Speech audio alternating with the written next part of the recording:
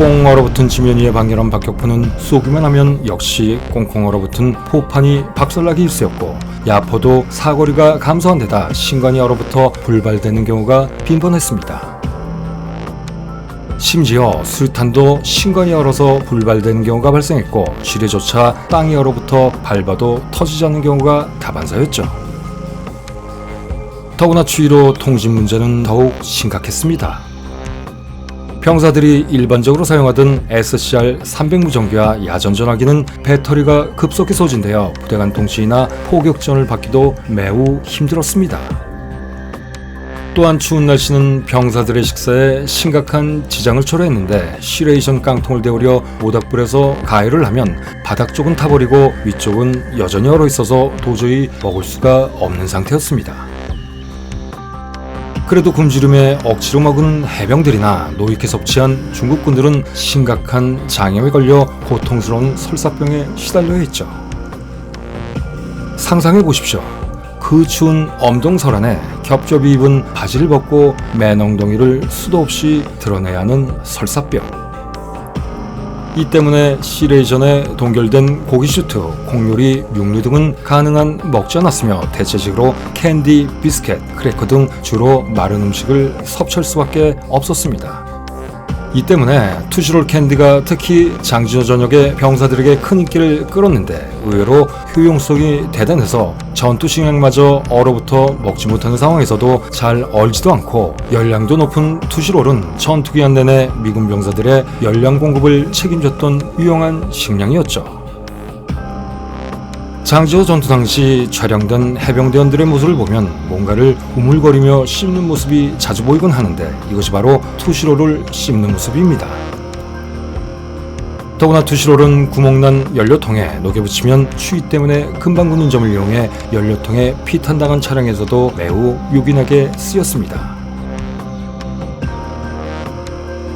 이런 혹한의 부상자는 잠시만 눈 위에 둬도 바로 동사해버렸고, 병사들은 대부분 심각한 무기력증에 시달렸습니다. 전장에서 정신을 놓고 있다가 총에 맞거나 그대로 포로로 잡히거나, 또한 중국군의 경우에는 집단 투항을 하기도 하는 등 양쪽 군대의 사기는 모두 바닥에 떨어졌습니다. 혈액과 몰핀도 얼어붙어서 의병들은 몰핀을 계속 입안에 넣고 수혈팩은 겨드랑이에 끼고 전투를 치료했었죠. 그러나 역으로 혹독한 추위는 부상자들의 피를 얼려버려서 지혈을 해주는 예상치도 못한 효과를 주기도 했습니다. 그러나 부상자의 상처 부위를 보기 위해 옷을 자르면 역시 바로 동상에 걸리는 등 최악의 상황은 마찬가지였죠. 부상자를 실어 나르기 위해 해병대의 HO-3S1 헬리콥터가 큰 활약을 했습니다. 하지만 이것도 강추위에 엔진 부조가 빈번히 일어났고, 중국군에게 피탄될 확률도 매우 컸으며, 무엇보다도 고지대의 차가운 강풍은 로터에 무리를 줘 조종하기도 힘들어 매우 위험했습니다. 미군보다 물자가 부실한 중국군의 상태는 이보다 훨씬 더 심각했습니다.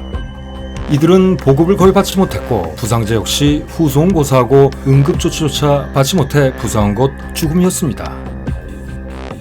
혹한 날씨에 고작 하루 이틀에 얼어버린 감자메달로 버틸 수밖에 없었고, 이런 이유로 미군에 대한 전술적인 승리의 목표가 바로 자신들을 연명시킬 보급품의 확보, 그 이상도 그 이하도 아니었었죠. 중국군은 보통 공식 기록에 피해를 의도적으로 축소하는 경향이 있었음에도, 장지호 전투에서는 혹독한 추위와 부실한 보급으로 인한 참상을 다 숨기지 못했습니다. 12월 8일 밤, 황초룡 20교 인근 1081 고지를 탈환하기 위해 중국군 64단 240년대 오중대가 미해병대의 산발적인 사격이 있자 눈바 뒤에 그대로 엎드렸습니다. 그런데 어째서인지 미군의 제압석이 끝난 후 한참이 지나도 아무런 움직임이 보이질 않았죠. 나중에 밝혀진 바로는 혹독한 추위와 굶주림에 이미 빈사 상태였던 그들은 미군의 포위대에 고립된 채 밤새 매서운 추위를 견디지 못하고 결국 중대 전체가 모두 얼어 죽었던 것입니다.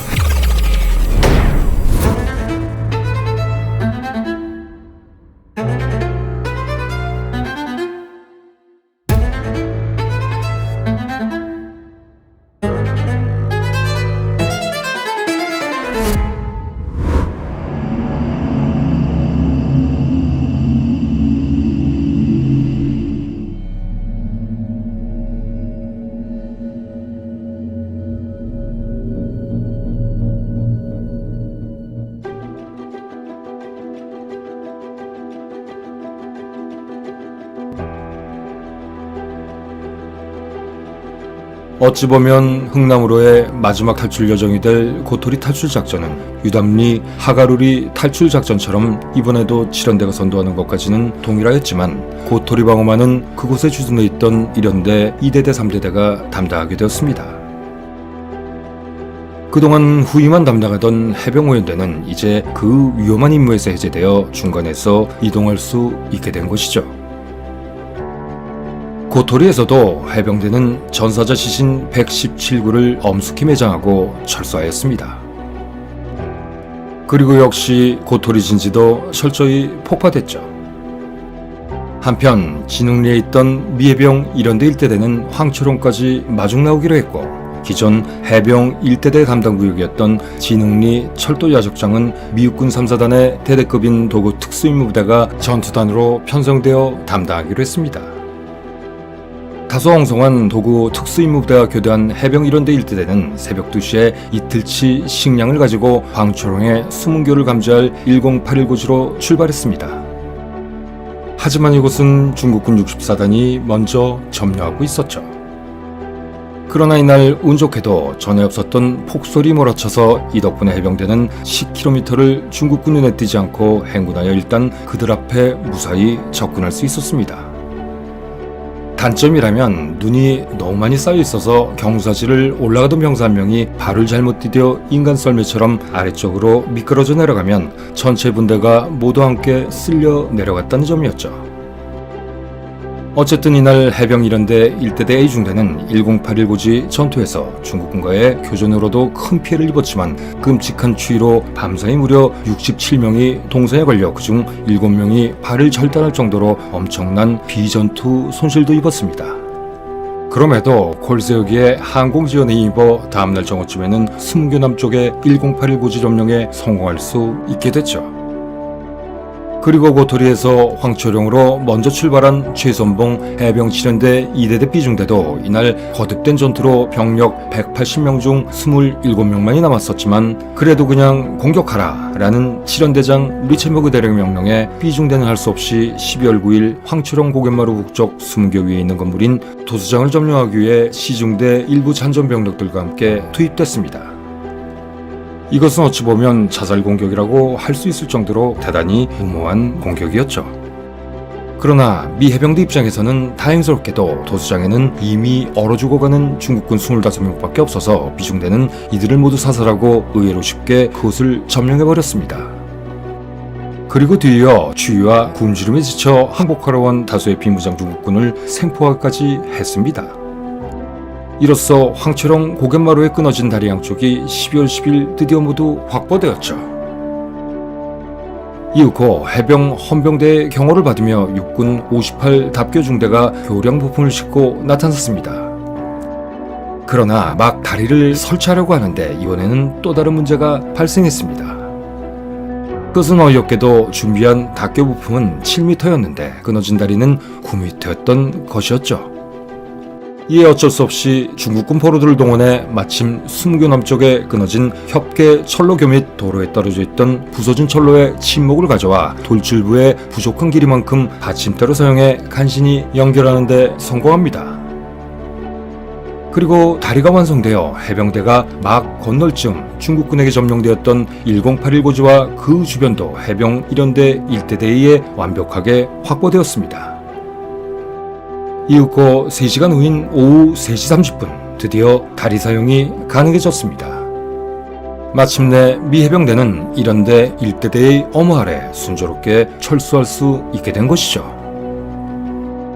그러나 어김없이 이번 파괴된 수문교 극복작전에서도 미국군은 측면 엄호를 포기하고 도로까지 내려와 행군 정대에 끼어가는 추태를 보여줬습니다. 이에 해병 5연대 3대 대장 태플리 중령은 육군 임시대대 지휘관 앤더슨 중령의 왜? 뭐가 어때서? 라는 뻔뻔한 태도에 너희들 같은 쓰레기 군인들이 우리 측면에 있는 것을 우리도 원치 않기 때문에 그냥 우리가 알아서 하마 라고 고함을 치며 격노했습니다. 이렇듯 한 번 떨어진 군대의 사기를 다시 회복하기는 매우 힘든 것이죠. 어쨌든 장진호에서 출발한 미 해병의 마지막 인원이 피난민을 남겨두고 급히 다리를 건넌 시간은 1950년 12월 11일 새벽 2시 30분이었습니다. 그리고 몇 시간 동안 홀로 불안에 떨며 남아있던 해병 공병대는 숨결을 가차없이 폭파해버렸습니다. 하지만 안타깝게도 앞선 19부 피난민 제2장편에서 언급한 바와 같이 뒤따라오지 못한 피난민들은 숨교의 폭파로 황초령 그 춥고 험난한 고갯길에 오도 가도 못하고 고립돼버리고 맙니다.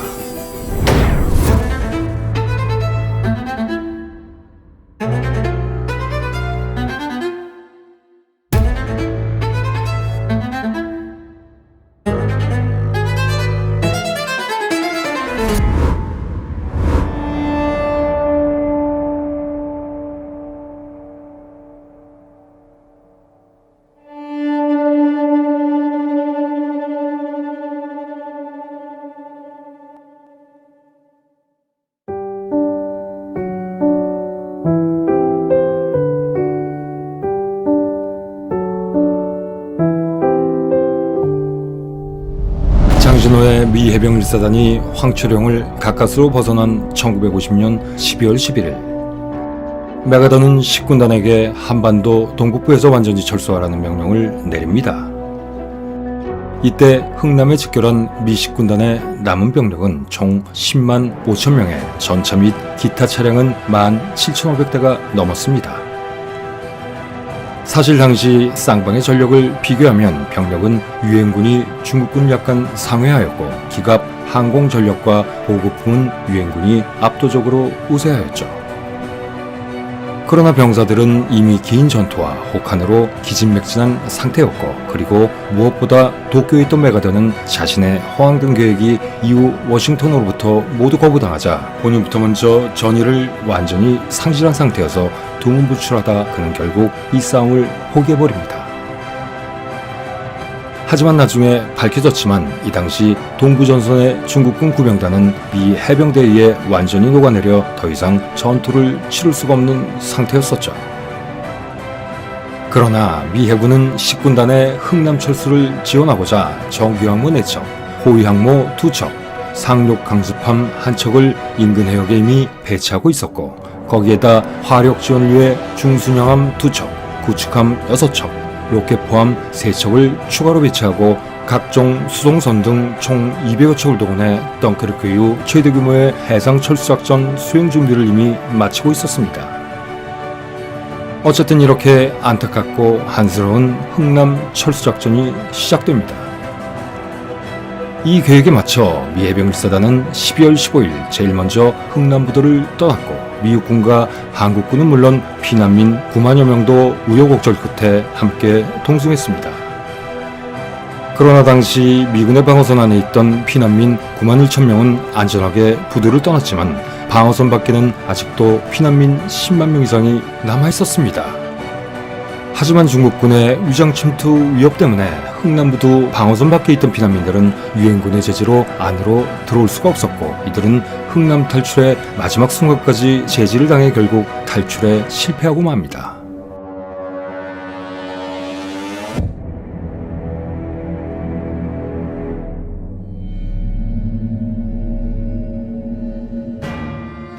중국군은 장지호 전투에 최소 6개 사단을 투입했지만 미 해병대를 완전히 섬멸한다는 작전 목표를 결코 달성하지 못했습니다. 거기에다 더 이상 미 해병대를 추격하지도 못했고 결국 유엔군의 흥남 철수를 눈뜨고 바라봐야만 했었죠. 펑도아이나 숭스룬 등 중국 지휘관들은 이 전투의 결과로 미군의 압도적인 화력을 경험하게 되었고 더 이상 전쟁을 끌어봤자 미국을 이기기란 불가능한 이름을 깨닫고 전쟁 전 북한 영토를 유지하는 선에서 전쟁을 끝내자는 결론을 내리게 됩니다.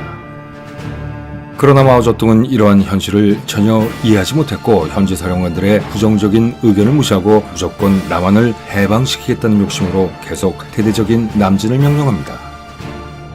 그러나 1사부터 이후 유엔군이 다시 전열을 재정비하고 반격을 시작하자 결국 큰 피해를 입고 말죠. 이웃 쌍방 모두 더 이상 상대를 완전히 섬멸하고 한반도 전체를 점령한다는 것은 절대 불가능하다고 판단하기 시작했고, 이로써 피빈이 내다던 한국 전쟁은 급기야 휴전 협상으로 이어지게 됩니다.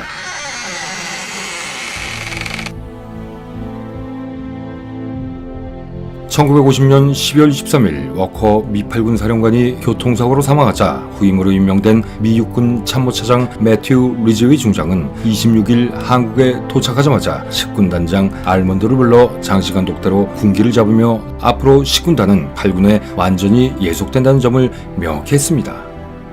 이는 당시 패전으로 기가 죽어 있던 메가더의 승인으로 행해졌으며, 이로써 잘못된 지휘체계를 그때서야 바로잡은 것입니다. 하지만 알몬드는 10군 단장으로 반년도 유임되었고, 유엔군의 재반격 시기에 북한에서의 철수를 최소의 인적 및 물적 손실만으로 성공시켰다는 명목으로 중장 진급에도 성공합니다. 그러나 그는 1951년 상반기에 있었던 굵직한 전역의 전투에서도 역시 졸렬한 지휘를 했고, 전쟁이 진지전으로 변해가던 1951년 7월 마침내 선출되어 미 본토의 육군대학 학장으로 임명된 후 1953년 전역합니다. 그러나 알몬드에게 장지호 전투의 책임을 묻지 않고 계속 10군 단장에 유임시켰던 이유는 훗날 미 육군 수뇌부가 표명했듯이 그나마 육군 원수로서 메가더에 대한 최소한의 예우를 표시했기 때문이었습니다. 더구나 51년 3월 당시까지는 아직도 메가더의 영향력이 나름대로 있었고, 알몬드의 계급을 올려준 것도 이렇듯 메가더의 체면을 세워주기 위한 면피의 일환이었던 것이었죠. 하지만 메가더가 해임된 후 그의 후원을 받았던 모든 측근들은 그 후 모두 좌천되고 몰락하고 맙니다. 그렇습니다. 문민정부하에서 어떠한 사항이 있더라도 군벌은 결코 용납되어서는 안 될 일이죠.